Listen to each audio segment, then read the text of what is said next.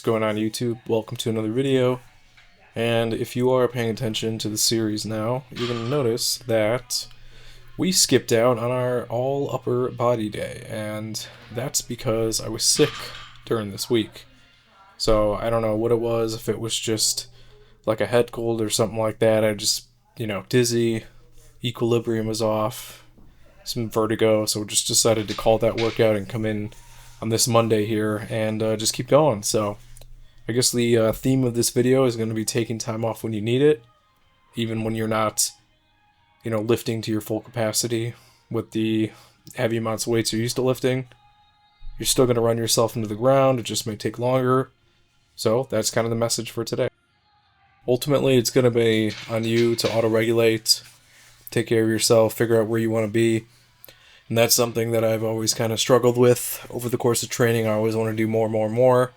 And honestly, you really just have to figure out, what you want out of it. If you get like aches and pains and stuff, if you're not feeling well under the weather, it's going to be really hard to perform. Even if everything moves well, you are potentially digging yourself into a hole that may set you back a bit. So on this original workout, I was supposed to work up to a little bit over 2 reds, which would have been like 285.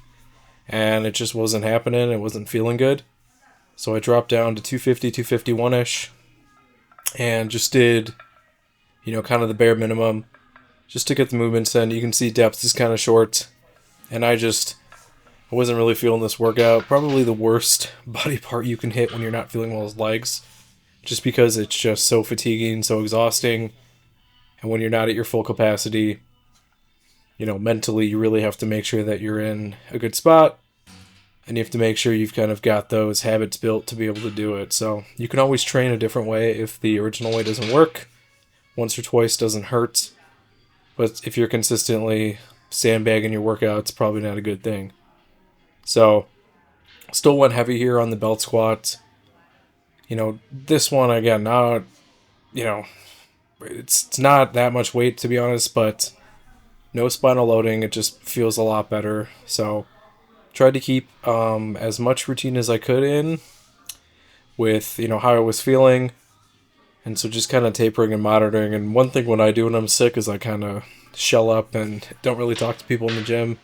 I'm just trying to stay warm in the zone and just kind of get through everything. Because the moment, that body temp drops, the moment you're no longer focused on the workout is that moment you just want to be like, I'm just going to go home and take this day as an L. So I didn't do that, which is a good thing. And, we went ahead with the workout. Sometimes I find that when you're working out and just going through the motions, getting warmed up, will actually make you feel a little bit better. And it could just be a temporary stasis. But usually it's kind of sped up my healing process when I've had any sort of like ailment or whatever. Obviously not a physical injury, like if you've torn something or broken a bone. But, more viral stuff like that, the cold, the flu, etc. Obviously, when I mentioned before, when I couldn't get out of bed on Saturday, that was an equilibrium thing. That's when I know 100% I'm not lifting.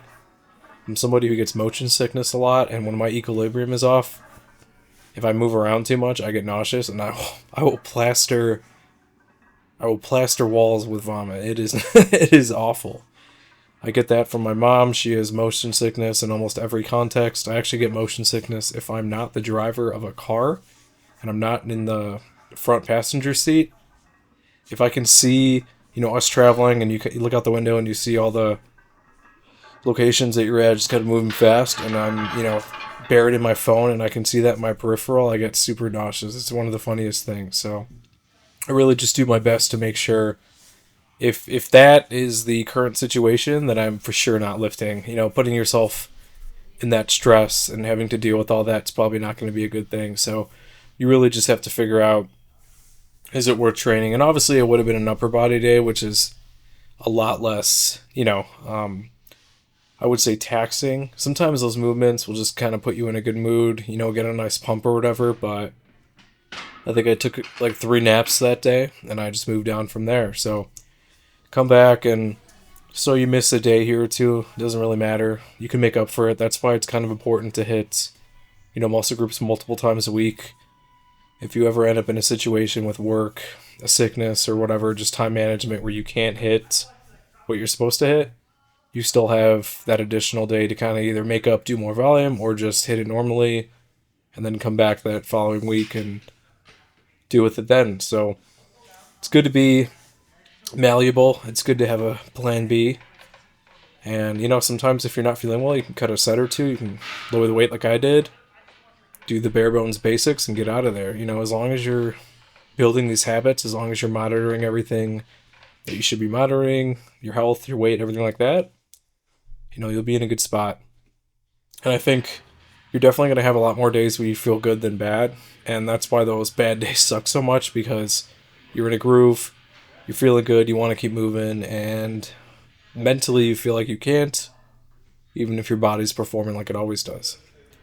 So again, transitioning here into the back day, working up on these rows, trying to get to some point where I can, feel a little bit better about what I'm doing, a little bit more confident, which I think is key for a lot of these heavy pulling movements, specifically the deadlift.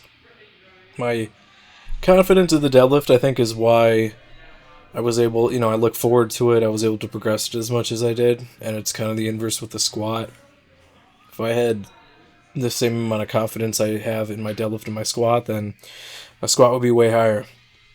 But there's just some connection I have with the deadlift where it just doesn't feel effortless. I still struggle and stuff though, but I don't second guess that lift or whatever. So whatever I can do to get back there, if I have to do rows on rows on rows, that's fine with me. But we are working up, doing the best we can, and just slowly adding weight until we can get to where we want to be. So, it's frustrating, it's kind of annoying to know you can do more, but I'd rather take the safe bet, take my time, and, do things right rather than destroy myself any further. Last thing I want to do is another delay. And, these rows are pretty humbling. I used to row from the floor, so you can kind of completely, de-stress all that weight at every rep. Having to, support that weight while you're rowing to do, sets of 10. A little taxing, so I'm kind of glad I'm not going too heavy with that. T-bar row is something I've always enjoyed. Like I mentioned before in previous videos, they do suck, they hurt. I don't really enjoy them, but it's just easier to set up. You just kind of throw the plate on, you can go from there. But, solid workout. Really working on pulling through the elbows like I mentioned in other videos. But this episode is more about, walking into a workout where it's not feeling like it should. And, it can be disheartening if you have too many of those days, like if you have an extended sickness. You really just have to mitigate around it and figure it out. So, cardio is definitely going to suck when you're sick. Your aerobic system is going to be taxed. The difference with the weight training is that you can kind of take those breaths in between, those rest sets, and adjust from there. So, with cardio, usually if you're sick, your endurance is going to take the biggest hit, and so you may have to cut back on time, intensity, or whatever, and it's going to feel like death, basically. You're going to say, man, what's going on? I used to be able to do so much more.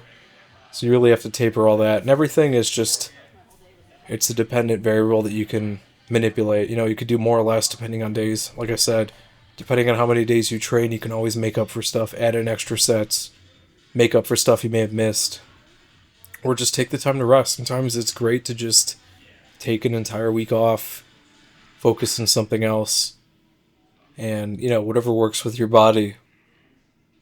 Everything, when you start getting into this fitness stuff, though, I really think that you start to overthink all the different factors that can make you healthy, whether it's eating your vegetables, taking supplements, monitoring your health.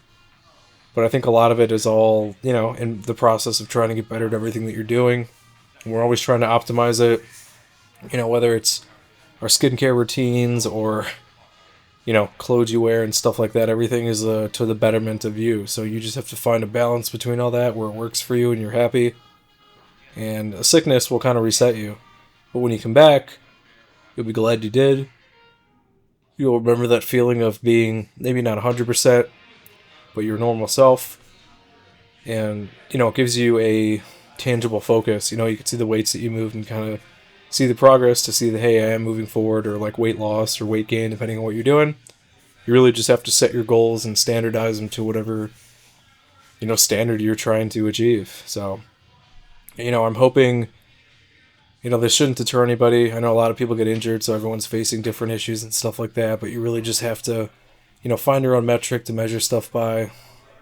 That's what I'm learning throughout this whole process is I thought I'd be so much further than where I'm at now, though, especially with the injury. I thought I'd be at the goals, but sometimes that's not always the case. You'll take a few steps back, and then you just gotta go back to what you're doing, earn your way back forward. But it'll be rewarding in the end anyway. Thanks for watching. Like, comment, subscribe. See you in the next one.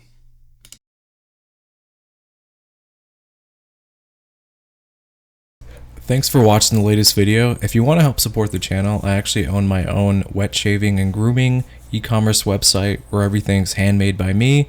It's www.apexsoaps.com, and you can get a 10% off code using wet shaver. We've got some cool scents here. We've got some Coca-Cola scents, a horchata scent, traditional barbershop, just some really cool stuff, and you can purchase samples or you can buy the whole set. If you have any questions, feel free to reach out via email. Be quick to respond. Thanks for watching.